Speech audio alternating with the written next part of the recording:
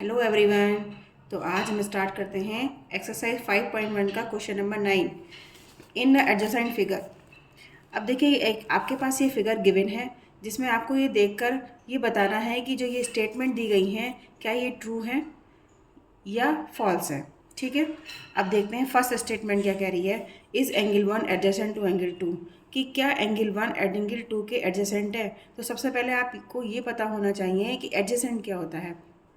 तो एडजेसेंट का मीनिंग ये होता है कि आपका बगल वाला जो एंगल है, यानी अगर आपके पास इस तरीके की एंगल बना हुआ है जिसके टू पार्ट्स में हम इसको डिवाइड कर देते हैं, जिसके लिए एक कॉमन वर्टेक्स होता है और एक कॉमन आर्म होती है।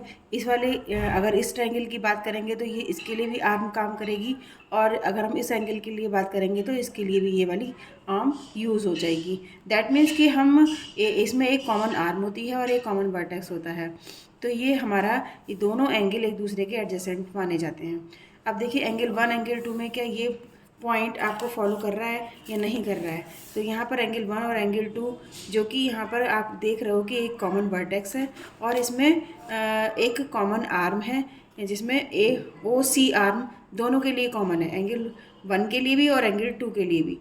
तो यहाँ पर ये हो जाएगा हमारा yes, angle 1 angle 2 are the adjacent angle. तो इसका आंसर हो जाएगा हमारा फर्स्ट वाले का yes, angle 1 and angle 2 are adjacent angle, adjacent angle.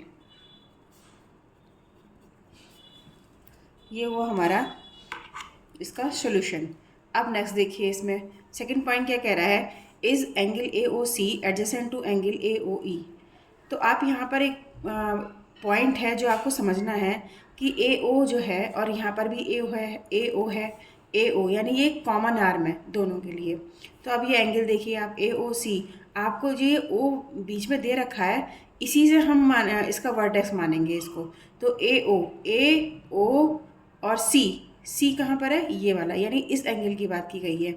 और ए ओ ई, ए ओ और ई यानी इस एंगल की बात की गई है, ए ओ ई। दैट मीन्स कि आपको जो एंगल की बात करी गई है, इसमें अगर हम ये ले लेते हैं इस तरीके से है ये और ये, ठीक है। ये हमारा ए है, ये सी है और ये ई है। ये मैंने यहाँ पर आपको दिखाया है। तो ये एंगल 1 बोला है और ये एंगल 2 बोला है। तो आप देखिए यहाँ पर एक सबसे पहली बात तो ये समझिए कि क्या ये एडजेसेंट एंगल है। तो एडजेसेंट एंगल हम यहाँ पर तभी कहते हैं जब जिसका कॉमन वर्टेक्स होता है और कॉमन आर्म होती है। लेकिन यहाँ पर क्या है, वर्टेक्स तो कॉमन है, ये इसके लिए जो ओ वर्टेक्स है इस वाले एंगल के लिए और इस वाले एंगल के लिए वर्टेक्स तो कॉमन है। लेकिन जो आर्म है, आर्म हमारे यहाँ पर अब हो जाएगी ए ओ सी, यानी ए ओ सी। और क्योंकि यहाँ पर आप ये देख रहे हो कि ए ओ दोनों में ही कॉमन है, तो दैट मीन्स ये वाली जो आर्म है वो इस एंगल के लिए भी यूज़ हो रही है और इस एंगल के लिए भी यूज़ हो रही है। तो ए ओ यहाँ पर एक कॉमन आर्म है। लेकिन आप यहाँ देख रहे हो कि ये जो आर्म है वो बिल्कुल भी एक कहना चाहिए कि इधर साइड है। मतलब हमारी जो एक दूसरी कंडीशन है कि हमारी जो कॉमन आर्म होती है इसके इधर साइड एंगल बनना चाहिए, यानी ऊपर भी और नीचे भी। लेकिन यहाँ पर ऐसा नहीं है, यहाँ पर एंगल जो बन रहा है हमारा वो एक ही साइड में बन रहा है, यानी एक ये वाला और एक ये वाला, ठीक है, जो कि दोनों एक दूसरे को ओवरलैप कर जाएंगे। तो ये हमारा एडजेसेंट एंगल नहीं है, ठीक है। तो यहाँ पर यही पूछा गया है कि is angle A O C adjacent to angle A O E, क्या ये वाला एंगल और ये वाला एंगल एक दूसरे के एडजेसेंट हैं। तो नो, हमारा आंसर हो जाएगा नो में, कि no, angle A O C is not lie on either side of common arm. That means जो ये कॉमन आर्म है इसके एक ही साइड में एंगल बना हुआ है, इसलिए ये हमारे एडजेसेंट एंगल बनने की जो रूल है वो उसको फॉलो नहीं कर रहा है। ये इधर साइड ही होना चाहिए, कि इधर साइड नहीं है तो ये हमारा जो एडजेसेंट एंगल नहीं बन सकता। थर्ड पॉइंट इसमें क्या है, do angle C O E and angle E O D form a line pair. Line pair का मीनिंग आपको स्ट्रेट लाइन फाइंड हो रही है। स्ट्रेट लाइन फाइंड कब होगी, जब 180 डिग्री का एंगल बनाएंगे। तो आप यहाँ देखिए कि एंगल सी ओ ई यहाँ पर COE देखेंगे हम, COE ये वाला एंगल, एंगल 2, और फॉर्म है, और दूसरा है एंगल EOD यानी एंगल ये वाला।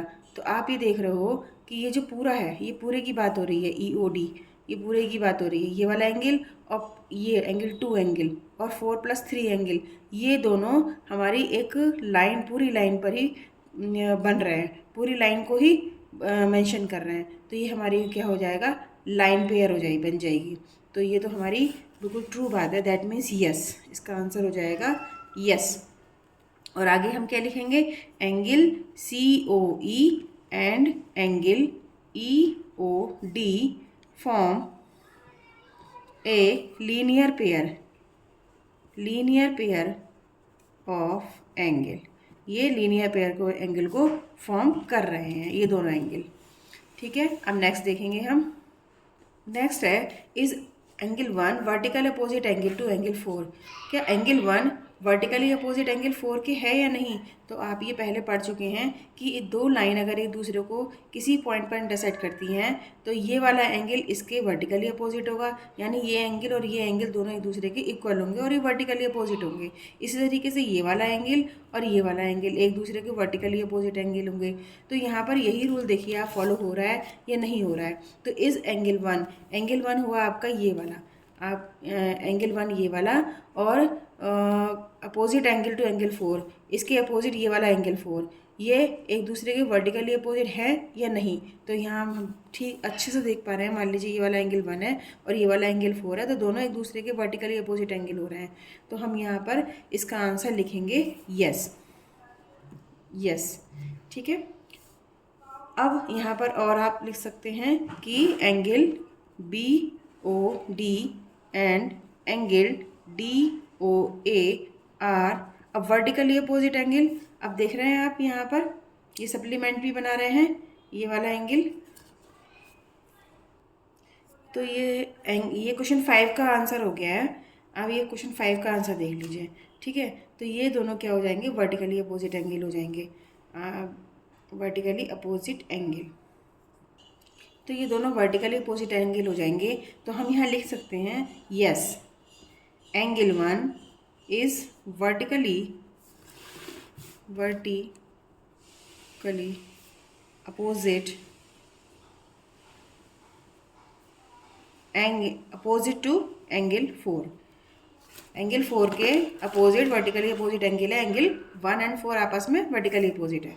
अब देखिए आपका ये क्वेश्चन छूट गया है आपका 4 पॉइंट देख लीजिए, ये 5 था। ठीक है, ये छूट गया है आपका। अभी अगेन यहाँ पर देख लीजिए कि 4 क्या कह रहा है, RBOD एंड DOA सप्लीमेंट्री। तो यहाँ पर आप देखें क्वेश्चन 4 पॉइंट देखें, angle BOD and DOA supplementary. तो सबसे पहले आपको ये पता होना चाहिए कि सप्लीमेंट्री एंगल कौन से होते हैं। सप्लीमेंट्री एंगल जो दो एंगल का सम 180 डिग्री के इक्वल हो जाता है, तो हमारा हो जाता है सप्लीमेंट्री एंगल।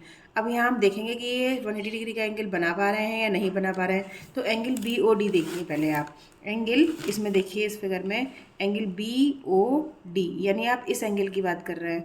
अदर एंगल कौन सा है, DOA, वो इस एंगल की बात हो रही है। दैट मीन्स इस एंगल की बात हो रही है और इस एंगल की बात हो रही है। तो ये पूरा यहाँ से यहाँ तक बनेगा। तो आप ये देख रहे हो कि एक लाइन पर, एक स्ट्रेट लाइन पर बन रहे हैं दोनों एंगल। अगर हम दोनों को ऐड कर दें तो ये एक स्ट्रेट लाइन पर फॉर्म हो रहा है। तो ये हो जाएगा हमारा सप्लीमेंट्री एंगल जो 180 डिग्री का एंगल बना रहे हैं, और ये हमारी स्ट्रेट लाइन 180 डिग्री का एंगल बनाती है। तो यहाँ पर हम लिखेंगे यस, ये 4 पॉइंट है हमारा, यहाँ पर हम यस लिख देंगे। ये बना रहे हैं 180 डिग्री का, और जो कि सप्लीमेंट्री एंगल भी हम कहते हैं। तो हम यहाँ लिख सकते हैं angle BOD and angle DOA are supplementary. ठीक है, यहाँ पर हम यहाँ मेंशन कर सकते हैं, बता सकते हैं कि एंगल BOD एंड एंगल, यहाँ पर एंगल का साइन लगा देंगे, DOA is equal to 180 degree का एंगल फॉर्म कर रहे हैं। अब आप देखिए नेक्स्ट इसमें नेक्स्ट क्वेश्चन क्या है, what is the vertically opposite angle of angle 5। इसमें पूछा है कि एंगल 5 के वर्टिकली अपोजिट एंगल कौन सा वाला होगा। तो यहाँ पर आप फिगर में देखिए, एंगल 5 पहले देखिए, इसके वर्टिकली अपोजिट एंगल कौन सा होगा, ये पूरा। तो इसके अपोजिट वर्टिकल अपोजिट ये यहाँ से यहाँ तक होगा, ठीक है। 2 और 3 दोनों ज्वाइन कर दिए जाएँ तभी ये वर्टिक इसके बिल्कुल सेम जितने एंगल का ये बनाएगा उतने डिग्री का यही एंगल ये वाला बनाएगा। तो यहाँ पर एंगल 5 हो जाएगा हमारा वर्टिकल अपोजिट एंगल किसके, 2 + 3 एंगल के।